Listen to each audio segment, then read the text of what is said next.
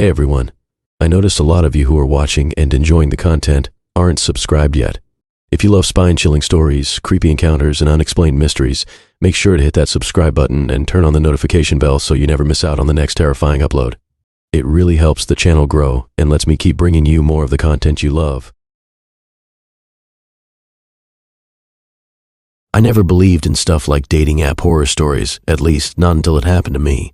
People love to tell these wild, exaggerated stories about dates gone wrong, but honestly, I always thought those were just people overreacting or playing up the drama for attention. I had always been pretty careful about who I matched with, making sure to ask the usual questions and check their social media for some verification. But sometimes, no matter how careful you are, something slips through the cracks, and that's exactly what happened to me. It all started on a random Tuesday night when I matched with a girl named Haley on a popular dating app. She was everything I was looking for: smart, funny, good-looking, and her profile seemed genuine. She wasn't posting overly curated photos like some others who clearly just wanted attention. Her photos were natural, and her bio wasn't filled with generic stuff. We hit it off immediately.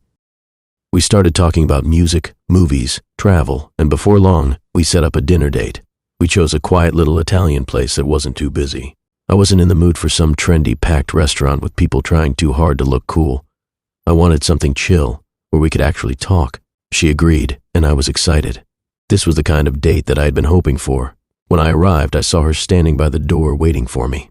The moment I saw her, I felt a weird sense of calm wash over me, like I had seen her before, but of course, that didn't make sense. She was a stranger, a cute stranger, but still, someone I'd never met in person. I shook it off, though, figuring it was just first date nerves. She was even more attractive in person, which always feels nice. I'd had my fair share of weird online dates where the person looked nothing like their pictures, but not with her. She looked exactly like her photos, gorgeous, confident, with a warm smile that made me feel at ease. We were seated at a booth by the window. The restaurant had a cozy vibe, dimly lit with soft music in the background. We ordered a bottle of red wine and began chatting. Everything felt smooth, like we were picking up right where we left off in our messages. There were no awkward silences, no forced conversations. It was easy. She was easy to talk to, and I liked her a lot. But then it started. At first, it was subtle. We were talking about a trip I had taken to Japan a year ago, and she asked about the food there. I was explaining how different the cuisine was from what we had in the States. And then, just for a split second, her eyes seemed to change. It was the weirdest thing.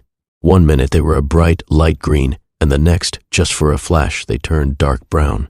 It was so quick that I thought maybe I was just imagining it. Maybe the lighting was playing tricks on me, or maybe I was tired. I tried to shake it off. It was probably nothing. But as the night went on, I started to notice more and more little things. We were halfway through our meal when her voice deepened for a moment, just enough that it was noticeable. It wasn't a huge change, but it was different. Like it went from this soft, light voice to a slightly lower, more gravelly tone. Almost like someone else was speaking. I felt my stomach tighten a little. Was I just being paranoid? Was she tired, maybe? Or was I just reading too much into this? The more I tried to ignore it, the more it started to get under my skin. I couldn't stop looking at her. Her eyes were shifting. Every now and then the color would change, almost imperceptibly, but I could swear it was happening. I tried to focus on the conversation, but my mind kept drifting back to the little inconsistencies in her appearance. Her jawline looked sharper at times, and then it seemed softer a few minutes later. Her lips, one minute they were fuller, then thinner. I had to keep reminding myself that I was probably just overthinking things. After all, I'd been on plenty of first dates where my mind would race, just trying to make sense of everything. But something about this felt different. I told myself that maybe it was just nerves. Maybe she was anxious too, and her body was reacting to that. I wasn't a stranger to those weird little things that happen when you're nervous. Like when your voice shakes or you feel out of place. But still, something felt off. She'd smile, and for just a moment, I'd see a flash of something in her expression that didn't belong. A weird glint in her eye, almost like someone else was wearing her face. But then it would disappear and everything would go back to normal. I excused myself to go to the bathroom, needing a break from whatever the hell was going on in my head. I washed my hands and tried to clear my thoughts, but the unease wouldn't go away. I kept thinking back to the way her eyes had looked, the way her voice had shifted. Was I just tired? Was it the wine? I didn't know. I felt a wave of confusion wash over me as I walked back to the table. When I sat back down, I tried to act normal. But then I noticed something else. Her posture had changed. She was sitting straighter, more confidently than she had before. Like, her shoulders were pulled back, her back was perfectly aligned. And there was something in the way she looked at me now, something almost too intense. I was starting to get freaked out. Was she messing with me? Was she trying to see if I'd noticed these things? Or was something else going on? I had to ask. I couldn't just sit there and ignore the weirdness anymore. I leaned forward and asked if she was feeling okay, trying to be casual about it. I didn't want to sound like I was accusing her of anything, but I needed to know if she was all right. Maybe she was tired, or maybe something was just off tonight. I mean, everyone has those days, right? She paused for a moment, her eyes shifting again. This time, I could definitely see it. Her pupils dilated, and for a split second, her iris turned a shade darker. Then she smiled, that same warm smile she had when we first met. But something was different about it. I couldn't place it, but I could feel a chill run down my spine. I just need a minute to adjust, she said, laughing lightly. I didn't know what to say. Adjust? What the hell did that even mean? I nodded awkwardly and tried to make sense of everything that was happening. Was she playing some weird game with me? Was she drunk and this was all in my head? But then the more I watched her, the more I felt like I couldn't breathe. It wasn't just the changes in her appearance, it was her energy too. It was like she wasn't the same person anymore. She wasn't acting like the Haley I'd been talking to for the past few weeks.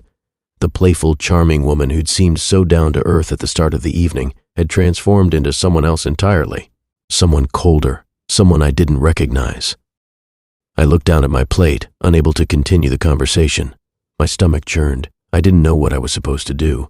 She wasn't acting like herself, but I couldn't figure out why. It wasn't like she was being rude or aggressive. It was the opposite. She was still being nice, still being polite. But I could feel something was wrong, like she was masking something, hiding something deep under the surface. The rest of the dinner went by in a blur. I ate, but I couldn't taste the food anymore. I nodded at the right moments, forced a few smiles, but inside, I was completely freaked out. When the check arrived, I paid quickly, my mind racing, my hands shaking slightly. I didn't know what to do. I didn't want to just get up and leave, but I couldn't stay any longer either. We both stood, and as we walked out of the restaurant, I realized she wasn't walking like she had earlier. She moved with this eerie calm, like she knew exactly what was going to happen. It was like she was in control of everything. I couldn't put my finger on it, but there was a feeling in my gut that told me to leave, to run.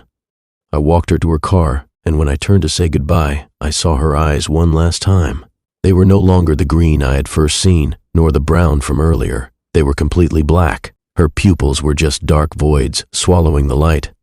And for a second, I saw the tiniest flash of something that wasn't human. I turned and walked away, my legs feeling like they were moving in slow motion. I never heard from Haley again, and I never went back on that dating app. I don't know what happened that night, but I can't stop thinking about it.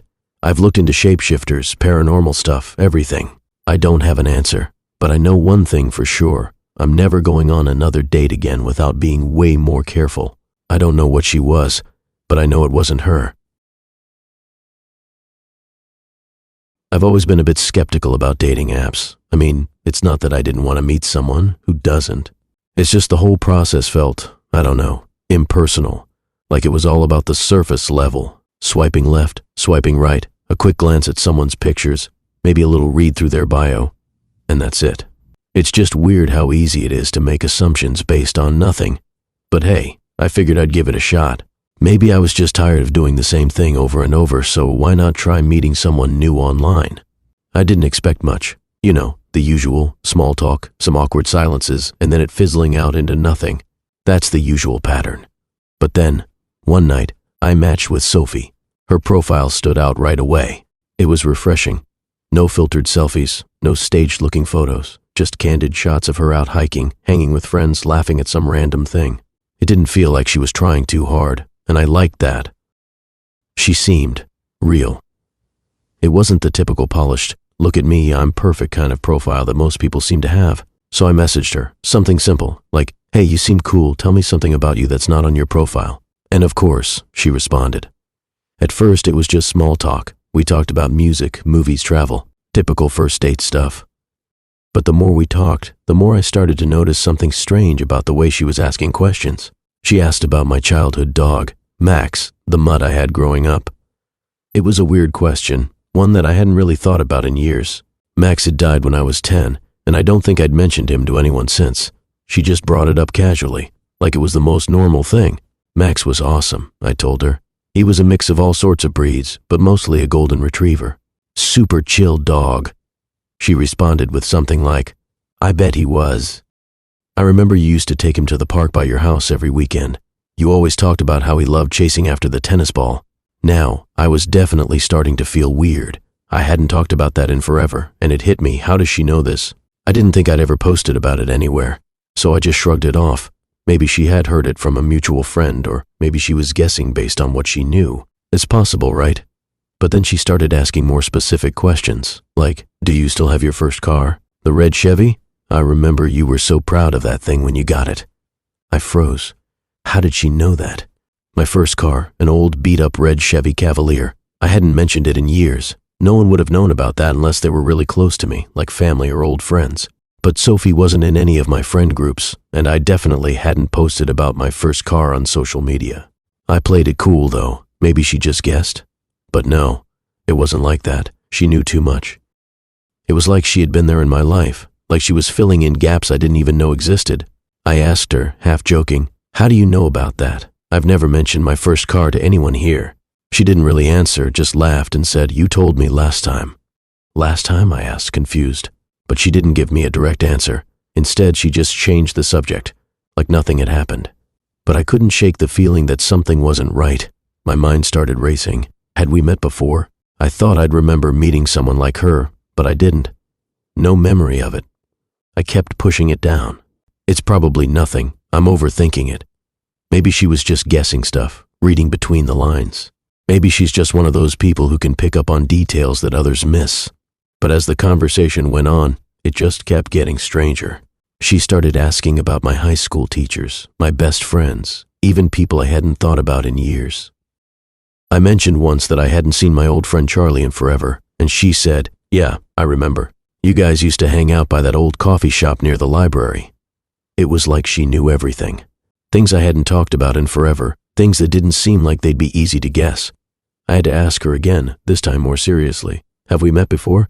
Because I swear, I don't remember meeting you, but you know so much about my life. And again, she just laughed and said, last time. That's when I started to feel really unsettled. She was acting like we had this shared history that I couldn't remember. It was like she was filling in the gaps with information I didn't recognize, but she acted like it was all normal. It didn't make sense. Nothing about it made sense. So I decided to do a little digging on my own. I checked her social media profiles. Nothing. No sign of her anywhere. No mutual friends.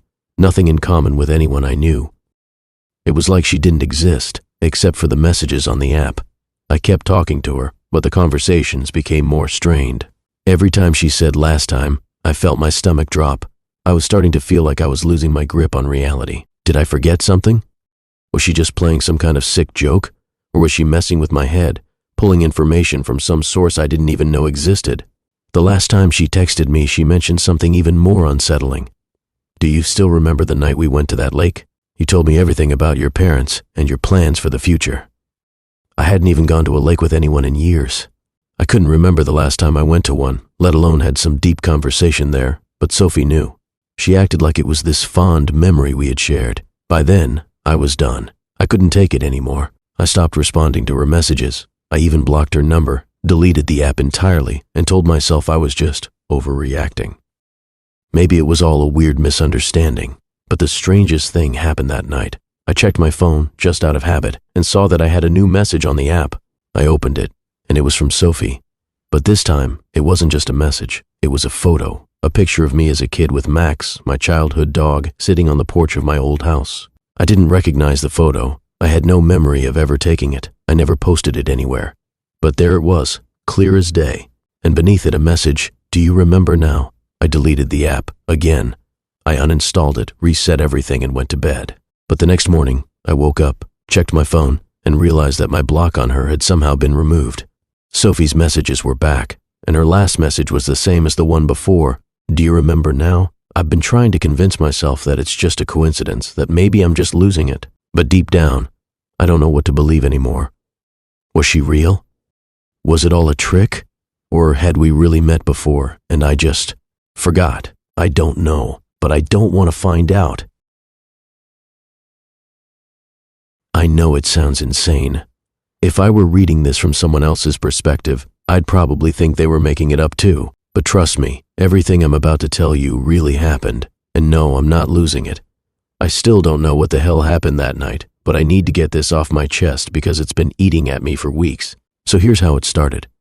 I was on this dating app, you know the one, where everyone's either looking for something serious or just trying to hook up, and you're stuck somewhere in the middle, not really sure what you want, but going along with it anyway. I had this date planned with a woman named Jenny. We'd been talking for a little while, and she seemed cool. Nice smile, funny, liked a lot of the same music as me. She wasn't crazy attractive, but there was something about her that felt normal. I thought, hey, this could be a decent night. We met at a restaurant and immediately I could tell it wasn't going to be what I expected. For one, Jenny looked completely different than her profile photos. Not in a bad way, just off. Her hair was different, her eyes didn't seem as bright as they did in the pictures, and she was a bit more stiff in person. I tried to brush it off. It happens, right? People always put up their best version of themselves online, but it doesn't always translate to real life. But as the date went on, things started to feel more uncomfortable. She wasn't rude, but the conversation was forced. Like she was just going through the motions, talking about superficial stuff like what she does for work, where she likes to travel, the usual. But there was this weird thing about her. She kept looking at me like she already knew me, like I was someone she'd met 100 times before. It was unsettling. And every time I made a joke or tried to lighten the mood, she just kind of smiled. But it wasn't a natural smile, more like a practiced one. Like she knew the exact amount of charm to use to keep me from questioning her too much. By the time dessert came, I was over it. I'd already decided this wasn't going to work. It wasn't even that she was terrible company, but something about her just didn't sit right with me. My gut was telling me this wasn't the person I had been talking to online. Something was off, and I wasn't going to stick around to figure out what. So I paid the check, said goodbye, and left the restaurant. I was done. I ordered a rideshare to get home. It was late, around 11:30, and I just wanted to get back to my place and forget the whole evening. I didn't even look at the app to see who the driver was.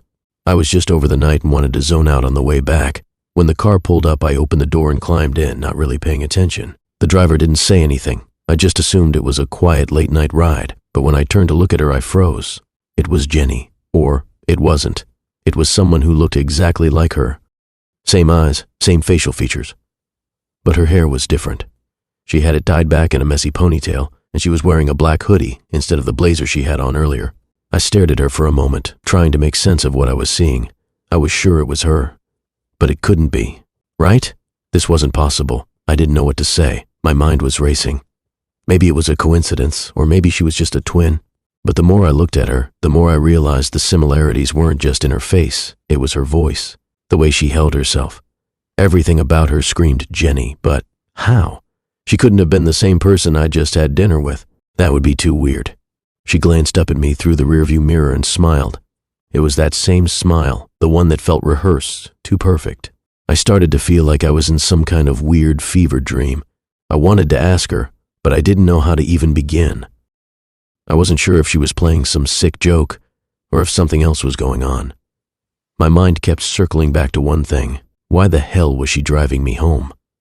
I felt like I was suffocating in the small back seat of the car. My heart was racing, and I could feel the sweat on the back of my neck. I told myself I was overreacting, but deep down, I knew something wasn't right. I wanted to ask her what was going on, to demand an explanation. But I couldn't bring myself to do it. I didn't know if I was just freaking myself out, or if something genuinely strange was happening. The ride was awkward. She didn't say much, just drove in silence while I sat there, trying to figure out how this could even be happening. But then, a minute later, she glanced at me again in the rearview mirror, and that smile returned. It was colder this time, more knowing, like she knew exactly what was going through my head. "Let's try this again," she said. Her words hit me like a punch to the gut. I was frozen. The blood drained from my face. I didn't understand. What did she mean? Was this some kind of sick joke? I wanted to shout at her, to demand that she stop the car, but I was paralyzed. I couldn't do anything. I just stared at her, my mind reeling, trying to piece together what the hell was happening. It didn't make sense. I had just seen her in the restaurant, acting like everything was fine. And now here she was, in a rideshare, looking like she had just stepped out of some alternate universe. Was this a setup? Was someone messing with me? Was this really Jenny? Or was it?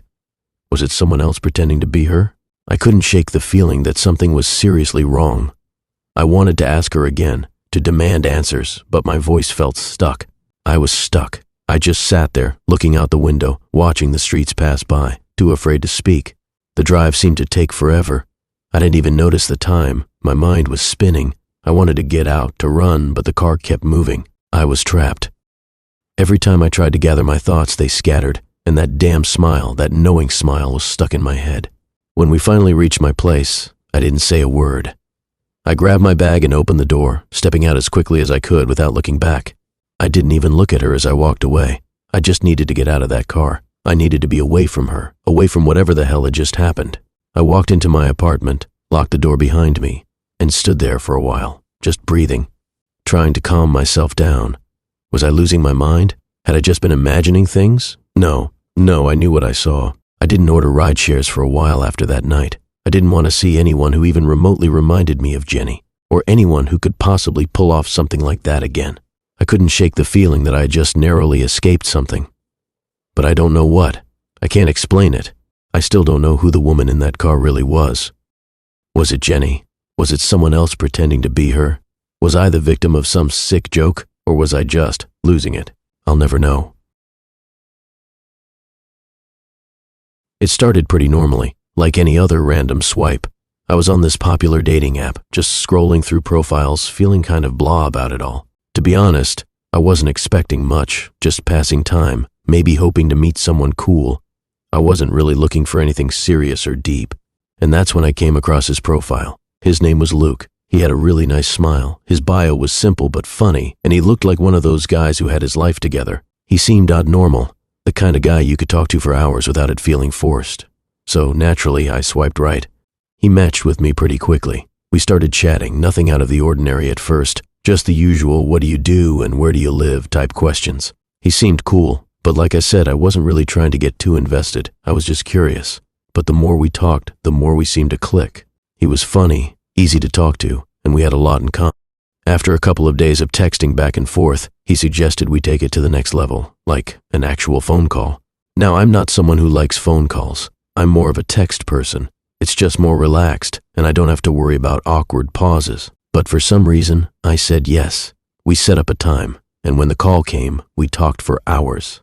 And I mean hours. We talked about everything. Childhood stories, funny high school memories, embarrassing moments that were somehow still hilarious years later. We talked about movies, books, travel. It was one of those phone calls that felt like you were just talking to an old friend, even though we had barely known each other for a week. I'm not gonna lie, I was actually excited about meeting him. We clicked in a way that felt rare, and I started to think, hey, maybe this could go somewhere. Everything seemed great, until the whispers started. I wasn't sure at first, but after a little while, I realized that there were faint noises in the background. It wasn't static or connection issues like I initially thought. It was more like a low murmur, almost like voices. They were too soft to understand, too distant to be clear, but they were definitely there. It was subtle, but when I really focused, I couldn't shake the feeling that there was something else going on. I tried to ignore it. Maybe I was just hearing things, right? Maybe I was overthinking. But then it happened again, and again. I finally asked him, half-jokingly, if he was in a noisy place or had someone else with him. He seemed completely unfazed, almost too calm about it. He said he was at home and there was no one else around. I live alone, he said, his voice smooth and unaffected. So I pushed it aside, telling myself I was just being paranoid. But the voices kept coming back. Each time I'd ask him about it, he'd brush it off as static or background noise from his neighbors. I didn't buy it, but I didn't have anything to go on, so I let it slide. But after a while, it started to bug me. Every time I talked to him, those weird voices would just sneak in the background, like an unwelcome guest I couldn't shake off. So after a couple of days of this weirdness, we decided to meet up in person. He suggested a little restaurant downtown, nothing too fancy, but still nice enough for a first date. I was excited, but honestly, I was also a little nervous. I mean, I'd gotten so used to talking to him over the phone, but what if it was different in person? What if the chemistry wasn't the same? The day of our date, I spent way too much time overthinking everything. I wanted to look nice, but not like I was trying too hard. I settled on something casual but cute. The whole I'm just being myself vibe. I left my apartment a little early, like always, because I hate being late. And it was a good thing I did, because when I got to the restaurant, I saw that the place was pretty packed. I had to wait for a bit, but it wasn't a huge deal. I figured I could just relax and wait for him to show up. Finally, a few minutes after the reservation time, I saw him walking in.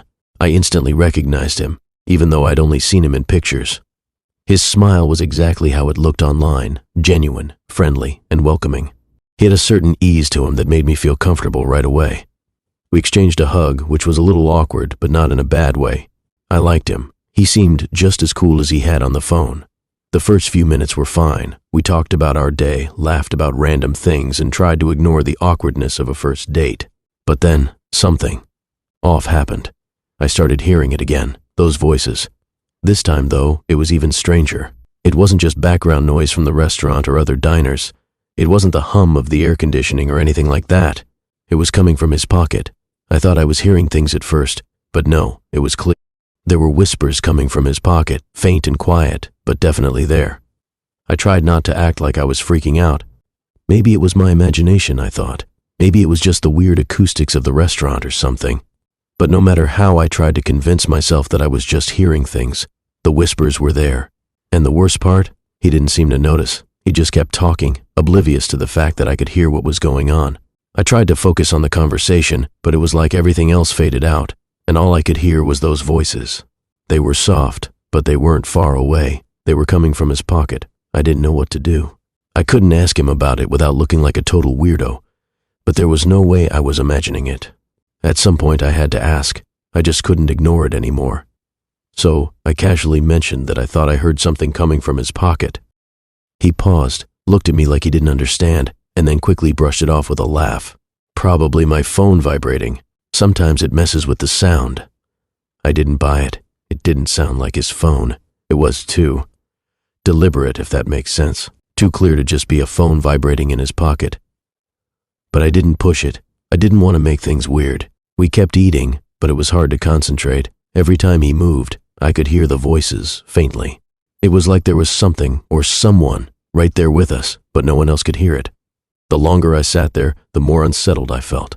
I couldn't shake the feeling that something was wrong. I didn't feel safe. I didn't feel at ease. And that's when it hit me. I needed to leave. I didn't know why. I couldn't explain it, but I just had to go. So I excused myself and told him I wasn't feeling well. I didn't want to make a scene, but I couldn't stay there. Not with those voices in his pocket. Not with whatever was going on. He seemed surprised, but he didn't argue.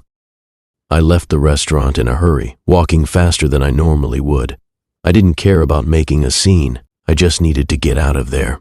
After that night, I blocked him on everything. Phone, text, social media. I didn't want to hear from him again. I couldn't explain it, but something about that whole experience felt wrong. Something I couldn't put my finger on, but I knew I wasn't going to take any chances. I haven't heard from him since that night. Maybe he's just a weird guy with a malfunctioning phone, or maybe there's more to it than that. I don't know. But I know I won't be meeting up with any more guys from dating apps, not unless I get a better sense of who they really are first. You never know what's going on in the background. I feel like I need to get it out. I still can't wrap my head around it, but every time I think back to it, I can't shake the feeling that something was off. And, honestly, I don't know if I'll ever be able to trust anyone I meet on a dating app again. This all started with a simple swipe, something that happens way too often in today's world. You match, you chat, and maybe, if you're lucky, you meet. That's how I thought things were going to go, at least. But this time, things went in a direction I never could have predicted. So I was swiping, like I always do when I get bored, checking out profiles, sending a few messages, nothing special. Then I came across Connor's profile. I don't know what it was, but something about it stood out to me. He looked exactly like the kind of guy I'd usually go for. Tall, dark hair, sharp jawline, the whole package. He had that mix of approachable and handsome, but there was something else in his eyes that made him look a little intense. At first I just thought it was my imagination, but something about that stare stayed with me. Still, I decided to swipe right. What's the worst that could happen, right? He messaged me almost immediately after the match, and we started chatting. The conversation flowed naturally at first, just like you'd expect when you click with someone. We talked about the usual things, what we did for work, what we like to do for fun, that sort of thing.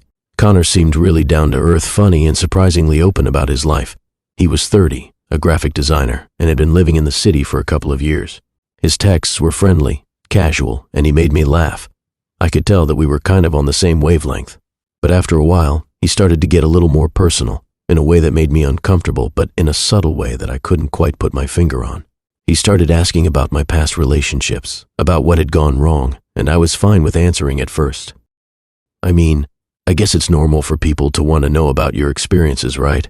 But as we got deeper into the conversation, it started feeling like he was really invested in my answers, almost like he was waiting for me to say the wrong thing. It wasn't an aggressive thing, but I couldn't shake the feeling that he was reading me too well. One evening, after a couple of weeks of talking, Connor asked me if I wanted to meet up for dinner. We decided on a casual place, not too far from where I lived. When I saw him in person, I was a little taken aback. He looked exactly like his pictures, but there was something in his demeanor that felt off, like he was too polished, too perfect in the way he held himself. The conversation went well enough at first. We laughed, we joked, and honestly, he seemed like a pretty normal guy. Maybe it was just nerves, but there was a vibe I couldn't shake. The weirdness started happening about halfway through dinner when Connor asked if I wanted to get out of there. He said he had a place in mind where we could hang out, but he didn't want to go into specifics. I was a little confused, but agreed. He didn't tell me where we were going, just that it would be more relaxed than the restaurant. I didn't think much of it, honestly. I was just eager to keep the night going. As we left the restaurant, Connor stopped me before I could get in my car. He told me that he'd be calling a rideshare to take us to his place. I thought that was a little strange, but I didn't think too much of it at the time. It was cold, and honestly, I was feeling a bit of a buzz from the wine. I was in the mood to just relax and see where the night went. When the rideshare showed up, I slid into the back seat, and Connor followed me. But when I looked at him, there was something unsettling about the way he smiled. It wasn't that he looked angry or unkind. It was more like he was hiding something I couldn't quite figure out. He told the driver where to go, and we started driving. The ride wasn't very long, but it felt like time slowed down. The quiet, the dim lighting, and the subtle hum of the car were enough to make me feel on edge. I tried to brush it off and made some small talk, but he was distant, almost distracted. As we neared his place, I looked out the window and realized we were in a part of town I didn't recognize. It was a quiet area, but it didn't feel like the kind of place someone like Connor would live. I had this nagging feeling in the back of my mind like I should have been paying more attention to my surroundings, but I ignored it, thinking it was just my overactive imagination. When we got out of the car, he led me to a building that looked like a generic apartment complex, but something felt wrong. I couldn't shake the feeling that I was being watched, and I was starting to wonder if I had made a mistake by coming here. But Connor was acting so casual, so confident, that I started to second-guess myself. The elevator ride-up was silent, and when we reached his floor, he took me down a long hallway. As we approached the door, I had a sense of déjà vu, a feeling like I'd been here before. But that didn't make sense. I'd never been to this part of town. Still, the feeling stuck with me, and I pushed it aside as we entered his apartment. It was a nice place, but there was something strange about it. It wasn't particularly decorated or homey, just sterile. The walls were bare, the furniture minimal. But what stood out the most was the sense of emptiness, like no one truly lived here. We sat down on the couch, and as we were talking, I could hear something, like a faint whispering noise. I tried to ignore it, but it kept getting louder. Connor was sitting next to me, still talking, but the voices in the background grew more distinct. I couldn't make out the words, but it sounded like there were multiple people talking. Finally, I asked Connor about it, but when I did, he paused for a second. The smile on his face disappeared for a moment, just a flicker of something dark in his eyes. He quickly covered it up and told me he was alone in the apartment, that there was no one else here. I didn't press further, but I couldn't shake the feeling that something was wrong. The voices kept coming from somewhere, but not from the walls, more like they were coming from his pocket. I didn't know what to do. The night had taken a weird turn, and I felt more and more uncomfortable. When I excused myself to use the bathroom, I found something strange. There was a picture on the wall, a wedding photo. But the person in the photo wasn't Connor alone. It was him with a woman, smiling happily, standing in front of what looked like a beach. The date on the frame read June 2023, just 2 months ago. I felt my heart stop in my chest. Was he married? And why was there no mention of this in our conversations? I quickly left the bathroom, my mind racing. I needed answers. But when I came back to the living room, Connor was standing by the door, looking at me with that unsettling smile again. I could barely hold it together as I asked him about the picture. His smile faltered, and in that moment, I knew something was off. He didn't even try to deny it. He just said, "She won't find out if you don't tell." My stomach dropped. The whispers in the background grew louder. I left. I don't know what I was expecting, but I couldn't shake the feeling that I had narrowly escaped something much darker than I could comprehend. As I walked back to my car, the world felt different. Everything seemed wrong. I didn't know who Connor really was, and I didn't know how I had gotten so far into this twisted situation without realizing it. I never reached out to him again, and honestly, I don't know what to think about the whispers, or the photo, or why he seemed so sure I wouldn't tell anyone, but I know one thing: I'll never trust a dating app again. Some things are better left unknown. I've always been pretty cautious when it comes to online dating. I'm not exactly the kind of person who jumps into things without doing a little background check first, you know? But I decided to throw caution to the wind one night when I came across someone on a dating app who seemed different. Her name was Amelia, and she looked normal enough, just a girl with a bright smile and some cute pictures. Nothing that screamed red flag at me. We exchanged a few messages, and after some casual conversation, we agreed to meet up for dinner. The restaurant we chose was a cozy spot downtown. Nothing fancy, but it had a good reputation for great food and a relaxed vibe. It wasn't too loud, and it had that kind of atmosphere where you could actually hear each other talk without shouting. Perfect for a first date, right?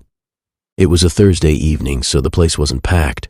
I arrived about 10 minutes early, hoping to grab a seat and maybe get the awkwardness out of the way before she showed up. I sat at a table for two by the window, overlooking the street outside. The view was nice, the kind of quiet city scene that makes you feel like you're in a movie. I tried to stay calm. I had met people online before, but there was something about this one that felt different. I couldn't put my finger on it, but I was already a little on edge. I didn't want to overthink it, but the more I sat there waiting, the more I started to feel a little uncomfortable. The clock ticked past the time we were supposed to meet, and Amelia still hadn't shown up. I figured maybe she had gotten caught in traffic, or maybe she had just gotten stuck at work. You know, normal things that make people run late. I checked my phone a couple of times waiting for a message, but there was nothing. Not even a "hey, running late" text. The more I waited, the more I convinced myself that I was just being impatient, that I'd hear from her soon enough. About 20 minutes passed, and I could feel myself getting a little anxious. At this point, I'd started second-guessing the whole thing. I mean, I'd been on a couple of dates before where things hadn't gone as planned, so I was already preparing for the worst-case scenario. Maybe she'd canceled, or maybe she wasn't even real. You've heard the stories, right? The catfishing, the fake profiles, all the stuff that makes you question the people you meet online. At that point, the waitress came over to check on me. She was an older woman, probably in her 40s, with short brown hair and a friendly smile. I smiled back and told her I was waiting for someone, just trying to play it cool. She nodded and said, "Of course, take your time. Can I get you something to drink while you wait?" I told her I'd have a glass of water for now, trying to keep my nerves in check. As she started to walk away, though, she stopped and glanced around the restaurant before looking back at me. I was just about to ask her if she could check if Amelia had arrived yet when she said something that caught me completely off guard. "She's already here." I blinked, confused, thinking maybe I didn't hear her right. "What?" The waitress smiled, but it didn't feel warm anymore. "She's been sitting at that table across the restaurant watching you." She pointed across the room towards the far side of the dining area where a table for two sat empty. I couldn't see anyone from where I was sitting. I'm sure my face looked like I had seen a ghost because I immediately turned to look. My heart started beating faster in my chest. I thought for sure I'd missed her, that she had somehow slipped into the restaurant without me noticing. But as I scanned the area, the seat across from me was completely empty. There was no sign of anyone sitting there. I turned back to the waitress, feeling a little confused, trying to mask the nervousness rising in me. "Are you sure? There's no one over there?" The waitress gave me a blank look. "I'm telling you, she's been sitting there, watching you." I was about to say something else, but then the waitress just walked away without another word, leaving me standing there in this weird mix of confusion and growing unease. I turned back to look at the table she had pointed to, but there was still no one sitting there. I felt like I was in some kind of nightmare. Was I going crazy? Had I misunderstood what she said? I rubbed my temples, trying to shake off the feeling that something was wrong. I'd never felt so unsettled in my life. I checked my phone, but there were no new messages from Amelia. I tried calling her, but the call went straight to voicemail. My heart was racing now. I didn't know what to think. I tried to sit there and act like nothing was wrong, but the more I looked at that empty seat, the more I felt the urge to get up and leave. I kept glancing around, waiting for Amelia to walk in, to confirm that this was all just a mistake. But she didn't. Eventually, I stood up, my nerves getting the better of me. I walked over to the table where the waitress had pointed. The seat was empty, just as it had been before. The table was set with silverware, but no one was sitting there. The room suddenly felt much colder. I could feel my pulse quicken as I looked around the restaurant. Was I missing something? Was there some joke I was missing here? I looked back at the empty seat one last time, and that's when I saw it. There was a faint reflection in the window beside the table, and I could make out the outline of a person. At first, I thought it was just another person sitting behind the glass, but then I realized the reflection looked like it was right behind me. It was hard to see clearly, but for a moment, I swore I could see a woman sitting in the seat across from me. I turned around quickly, my breath catching in my throat. There was no one there. The seat was still empty. I couldn't explain it. It was like my brain was playing tricks on me, but I couldn't shake the feeling that something was wrong. I felt like I was being watched, but when I looked around, there was no one in sight. The restaurant felt oddly still, almost too quiet for a place that was supposed to be lively. I stood frozen in place, unsure of what to do. I kept thinking about the waitress's words, her tone so casual, like it was completely normal for her to tell me that someone had been sitting across from me the whole time. I had no idea if I was losing my mind or if something else was happening. But I knew one thing for sure, I wasn't going to wait around any longer to find out. I paid my bill and left, walking out into the cool night air, still reeling from everything that had just happened. My head was spinning. Had I imagined all of it? Was it some kind of weird prank or a mistake? But it didn't feel like that. It felt real, too real. I haven't heard from Amelia since that night. I've looked for her profile on the dating app, but it's gone. Her account is deleted, and there's no trace of her anywhere. I can't stop thinking about the empty seat and the strange reflection I saw in the window. I don't know what happened, but I'm pretty sure I'll never be able to shake the feeling that I wasn't the only one in that restaurant that night. And I don't think I ever want to find out who or what was sitting there across from me. I've been using this dating app for a while. Nothing serious, just meeting people, grabbing coffee, seeing where things go. Most of the time it's just casual, a date here and there, some small talk, maybe a second one if things click. Nothing to write home about, but I guess I was just going through the motions. That's when I matched with Jade. She seemed cool, cute, funny, and pretty normal. We started chatting, and it didn't take long for us to arrange a date. We went to this little taco place I liked. Nothing fancy, just low-key. The date was pretty good, honestly. It wasn't one of those holy crap we're soulmates moments, but it wasn't awkward either. We had a nice conversation about music, travel, life, the usual stuff. I remember thinking, okay, I could see myself hanging out with her again. We didn't get super deep or anything, but we exchanged a couple of texts afterward. Nothing that would raise any red flags. A little back and forth for a few days, then it kind of faded out, which, to be honest, didn't really surprise me. That happens sometimes. We both seemed chill about it. I wasn't obsessed or anything, but I was still thinking about her a bit. Maybe she'd message me again later. Maybe not. Then, a couple of weeks passed, and I noticed something odd. It started with this picture I had taken at a concert a year ago. I was scrolling through some old photos on my phone one night, just bored, when I came across a shot from a concert I'd been to. The picture was blurry, people everywhere, just a typical chaotic crowd photo. But I couldn't help but notice a face in the background. It was Jade, no doubt about it. The same dark hair, the same smile. She was way in the back, standing off to the side near the merch booth, but it was definitely her. At first, I just laughed it off. I mean, what were the odds? It was probably just some random girl who looked like her, right? I figured I was just being weird. After all, we lived in a big city, and a lot of people go to the same events. It didn't mean anything. But the next day, I noticed something else. I was looking through some old photos from a vacation I'd taken to the beach just a few months before I met Jade.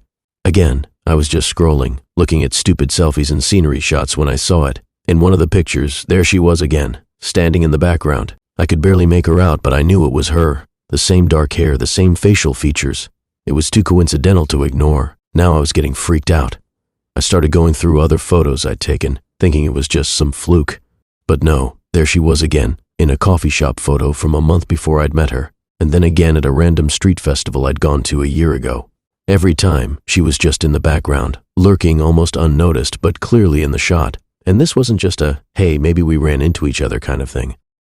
These were shots I'd taken before I even knew her name, before we even matched on the app, and somehow she had been there, following me. At first, I thought it was all just one huge coincidence.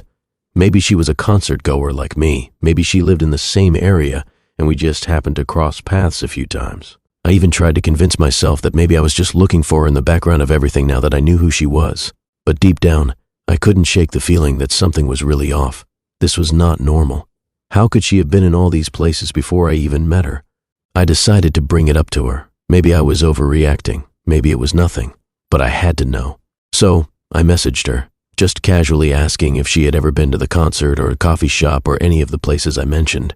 I didn't go into details about the photos, but I definitely made it clear that I'd seen her in these spots. She replied almost immediately, and at first, everything seemed fine. She said she'd been to a lot of concerts, so it was possible we'd run into each other. As for the coffee shop, she went there all the time. She mentioned that she liked the vibe there, and that she'd even been to the street festival I was talking about. It didn't seem like anything weird at first. But the more I thought about it, the more I realized she hadn't seemed at all surprised by the question.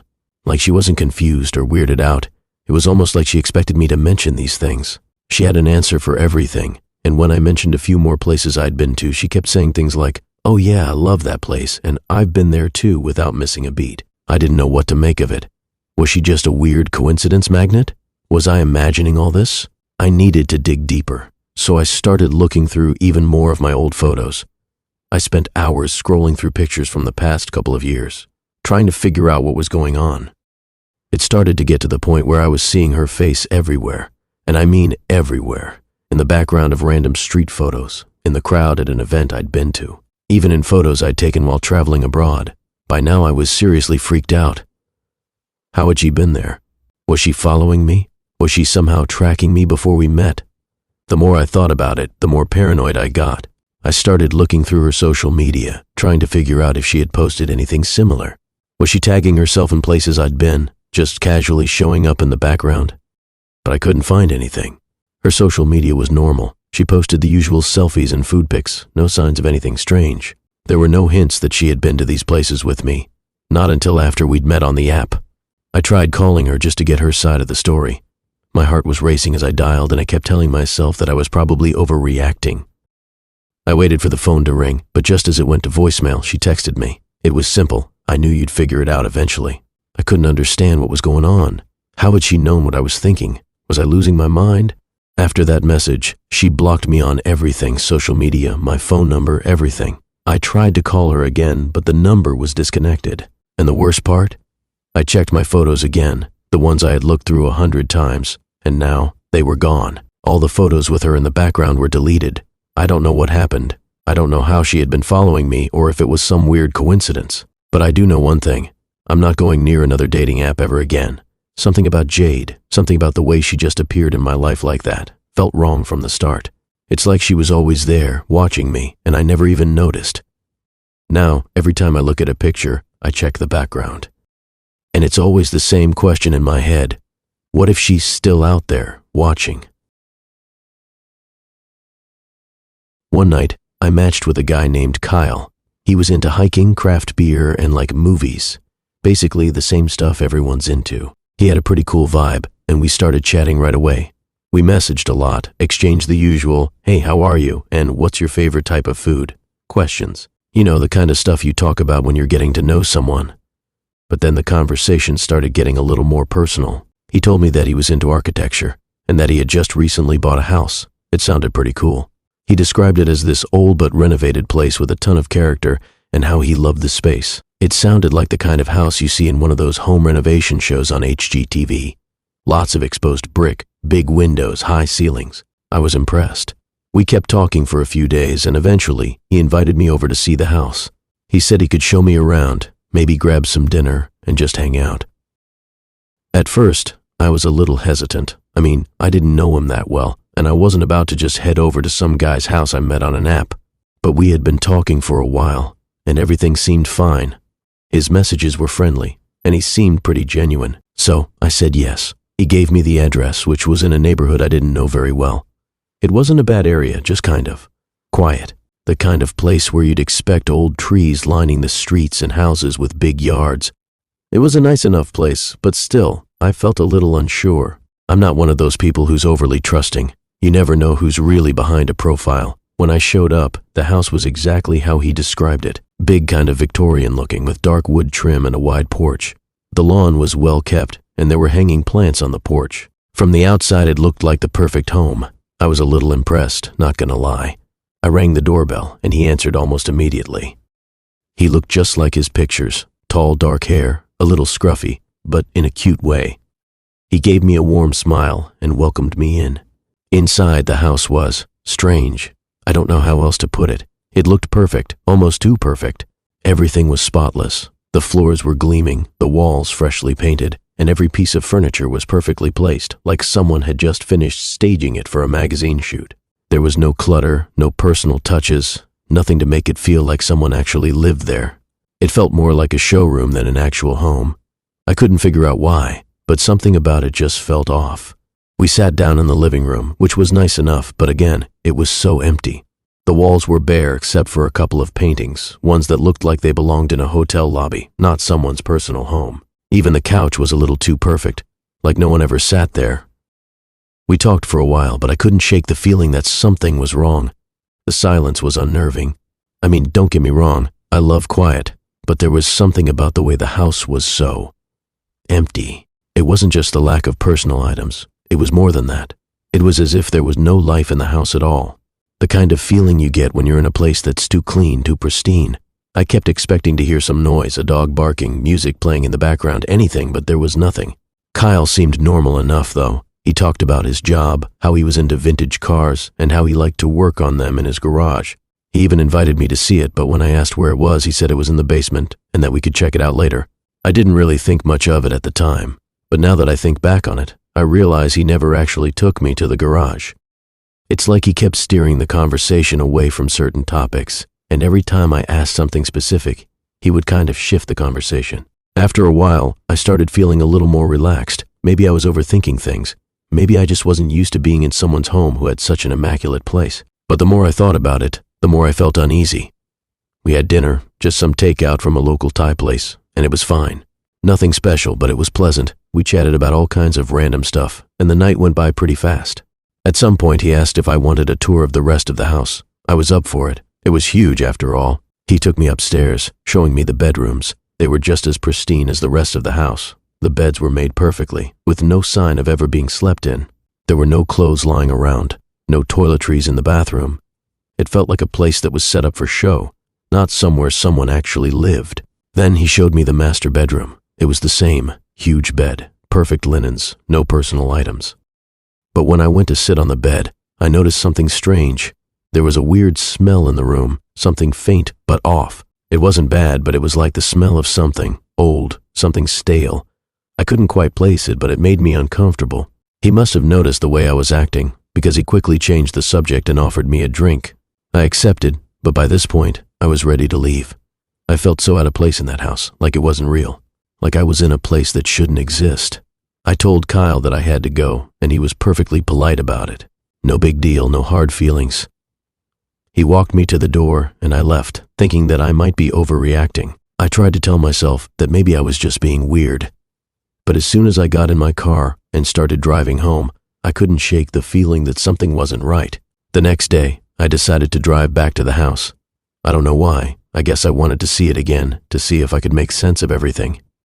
But when I got to the address, the house was gone. It wasn't even that it was demolished or anything. It was just gone. The lot where it had been was completely overgrown, filled with weeds and wild shrubs. There was no trace of the house, no foundation, no structure, nothing, just an abandoned lot.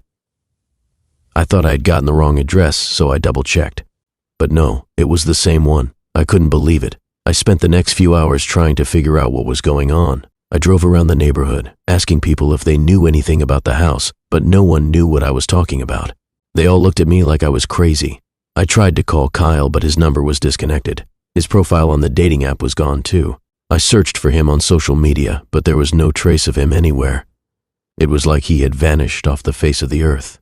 I still don't know what happened. I don't know if the house was ever real, or if Kyle was some kind of illusion. But I'll never forget the feeling of walking through that empty, pristine house. I don't know if I'll ever feel comfortable using dating apps again. And every time I see a house for sale or a new listing pop up in a neighborhood, I wonder if it's the same one, or if I'm just seeing things. All I know is that I'll never be able to forget the empty house that disappeared. I can't really explain what happened that night. Even now, every time I think about it, I get this weird, uneasy feeling that I can't shake. It was one of those things that didn't seem so weird at first, but the more I think about it, the more wrong it all feels. So I guess I'll start at the beginning. It all started with a simple match on a dating app. Her name was Lily. Her profile looked pretty standard, cute, adventurous, a little mysterious. She was into hiking, photography, and seemed to enjoy the same movies I did. We started talking and hit it off pretty well. She was funny, easy to talk to. After a few days of chatting, she invited me to meet up in person. We decided to grab drinks, and honestly, everything about that night was completely normal. She was exactly like her profile, down to earth, easy to talk to, and funny. We had a great time, and I thought we might even see each other again. Then, about halfway through the date, she brought up a party she was planning to attend. It was at a friend's house, and it sounded like a pretty chill get-together. She invited me to come along, and I figured, why not? I didn't have any other plans for the night, and I liked the idea of spending more time with her. When we arrived, the place was a little offbeat. It was in one of those big old houses that looks like it should be abandoned, but instead, it had this odd charm to it. The front door was wide open, and there was soft music playing in the background. I followed Lily inside, and she led me through a dark hallway to the living room, where the party was. At first, everything seemed normal enough. People were chatting, a few people were drinking, and there was a bunch of snacks spread out on the coffee table. But then I started noticing something strange. Everyone in the room was wearing a mask. It wasn't Halloween, so I thought that was a little odd. But hey, maybe it was just one of those themed parties, and I'd missed the memo. Lily, though, didn't seem fazed. She was laughing, greeting people by name, and acting totally normal. She wasn't wearing a mask, so I didn't think too much of it at first. But the more I looked around, the more uncomfortable I felt. These weren't just any masks either. They weren't funny or decorative. They were unsettling. Most of them were simple, like porcelain half masks that covered just the eyes and nose. Some were more elaborate, with strange, exaggerated features, like sharp cheekbones or wide, painted smiles. They were all different, but they had one thing in common. They were all blank, no expression, no personality, just white, featureless faces. It wasn't like they were hiding identities either. It was like they weren't trying to be anyone else at all. I wasn't sure what to make of it, but I decided to go with the flow. I figured it was just some weird party gimmick, and I wasn't about to make a scene, but I'll admit, I felt a little uneasy. I tried to talk to a few people, but they just stood there silent. No one said a word. They just watched me as I walked by. It felt like they were studying me, waiting for me to do something. Lily, meanwhile, was acting totally normal. She didn't seem bothered by the masks at all, and after a while, she wandered off to talk to some other people in the corner of the room. I stood there for a minute just watching the party unfold. But the longer I was there, the more unsettled I felt. It wasn't just the masks anymore. It was the silence. It was like the whole room was holding its breath, waiting for something to happen. No one was talking. No one was laughing. No one was doing anything except staring at each other in silence. After a few minutes, I started feeling like I didn't belong there. It was the kind of place where you don't know what to do with yourself, where everyone else knows the rules, and you're just trying to figure out how not to mess up. I told myself to relax, but I couldn't. It was too weird. I tried to find Lily, but she had disappeared into the crowd. I wandered around a bit, hoping to spot her, but the place was packed, and everyone was still wearing their masks. I wasn't sure what I was even looking for at that point. But as I walked through the house, I started noticing something even stranger. The masks weren't just a weird fashion statement. They were following me. At first, I thought I was imagining things. But when I walked past one of the people near the staircase, I saw their masked face turn to watch me as I passed. Then another person standing near the kitchen did the same thing. Slowly, one by one, the people in the room began to shift their heads, following my every move. It was like I was the only one there who wasn't wearing a mask, and everyone else had decided to focus entirely on me. There was no talking, no laughing, no sounds at all, except for the music that seemed to play in the background. But the more I looked around, the more I realized something wasn't right. I didn't know if I was imagining it, or if it was just the tension of being in such an odd place, but the way they all followed me made my stomach turn. It wasn't just curiosity. It was like they were waiting for something, watching me closely, as if I was part of a show they were observing. But there was no way I was sticking around to find out. I turned around to look for Lily again, but she was nowhere to be found. I checked the hallway, the bathroom, even the backyard, but she was gone. It was like she'd vanished into thin air.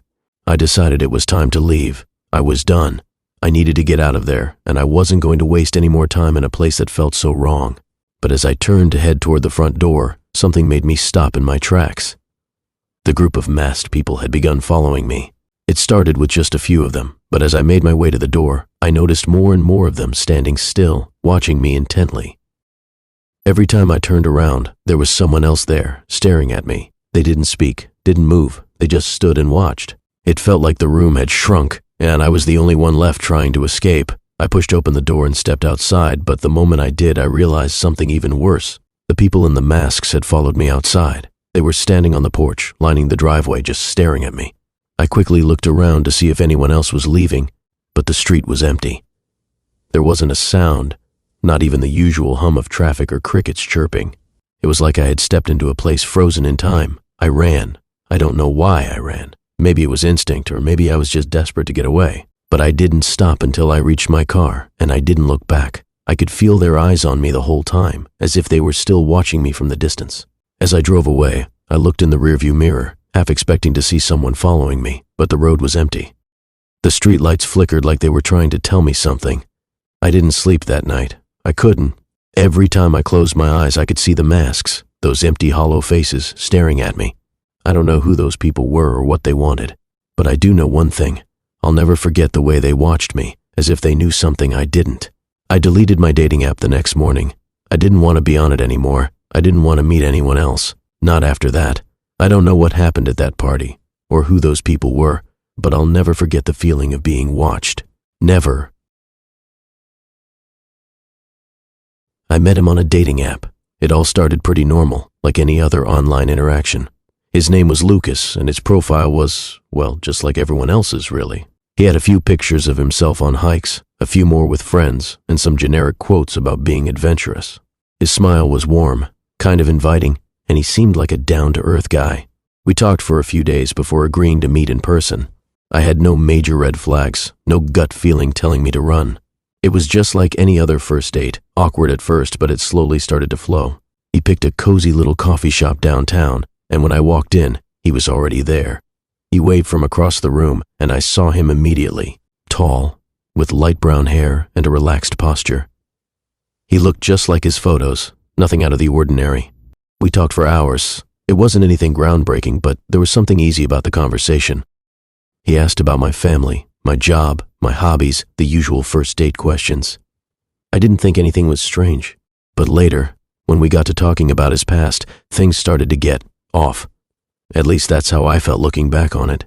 He mentioned he'd been living in the area for the last couple of years. I asked him where he was from, and he told me he grew up a few hours north of the city. He said his family had moved a lot, so he never really stayed in one place for too long. It made sense. He seemed like the type who liked to go with the flow. As the date continued, there was something odd about how he talked about his past. Not that he was vague, he wasn't, but the way he spoke, like he was trying to avoid talking about anything specific. I shrugged it off at the time. Maybe it was just nerves, or maybe he was the type of person who didn't like to dwell on certain things. The night ended with a hug and a promise to see each other again. I figured I'd heard enough to decide I wanted to give him another shot. He seemed nice, well-mannered, and easy to talk to. What could go wrong? Over the next couple of days, we texted back and forth. We talked about our favorite movies, shared some playlists. It wasn't anything super intense, but it felt natural. We decided to meet up again, and we settled on a park for a walk. It felt good to be getting to know someone new. It was the morning of our second date when I decided to look him up. I don't know why I did it. I hadn't really done much research on him after the first date. I suppose I was curious, maybe a little bored, and just wanted to know more about him before we met again. I wasn't thinking anything strange would pop up, so I Googled his name. The first result that came up wasn't a social media profile or a news article like I expected. It was an obituary. I stared at the screen for a second, thinking it was some mistake. The obituary had his full name, Lucas Hunt, 28 years old, and a photo of him that looked like it had been taken in his mid-20 seconds. It was one of those typical photo from high school kind of pictures, the ones where people look way younger than they actually are now. But the obituary was recent. It had only been posted a few months ago. I felt my heart drop into my stomach. I clicked on the link, hoping it was some weird mistake, hoping it was just a coincidence, but no. The obituary was legit. It talked about how Lucas had passed away in a car accident while driving home after a work trip. The funeral had already been held, and the family had asked for privacy during their mourning. I stared at the screen completely frozen. My mind was racing, trying to make sense of it all. There had to be some mistake. Maybe it wasn't him. I mean, I was sure there were other people with the same name, right? So, I checked his Facebook. Sure enough, there were some older posts from Lucas, family photos, a few pictures with friends, but the most recent post was from years ago. All of it was years ago. I felt sick. My brain was screaming that this couldn't be real, that I was missing something. But what could I possibly be missing? I had to figure this out, so I did what anyone else would do in this situation. I called him. I didn't really know what I was going to ask him, but my curiosity was off the charts. I just needed to hear his voice again, to see if it was really him on the other end of the line. It rang for a while, and just as I was about to hang up, he picked up. The voice on the other side sounded the same, calm, collected, friendly. I wanted to ask him about the obituary. I wanted to demand an explanation, but the words wouldn't come. I was too rattled, too scared. Eventually, we talked about the second date. We confirmed the time and the place, and he told me he was looking forward to it. His voice was as warm as ever, but something about it felt distant, like it wasn't the same person I had spoken to before. I tried to convince myself that I was overthinking it, that I had just come across some odd coincidence. Maybe someone had the same name. Maybe this wasn't the same guy at all. But deep down, I couldn't shake the feeling that something was wrong. When the time came for our second date, I still couldn't bring myself to cancel. I told myself I was just being paranoid. It was just some mistake, right? But it felt different as soon as I saw him. It wasn't that he looked different. He looked exactly the same warm smile, the same easygoing vibe. But something in my gut told me that this wasn't the same person I had met a few days ago. We went to a small park by the river. It was quiet, peaceful.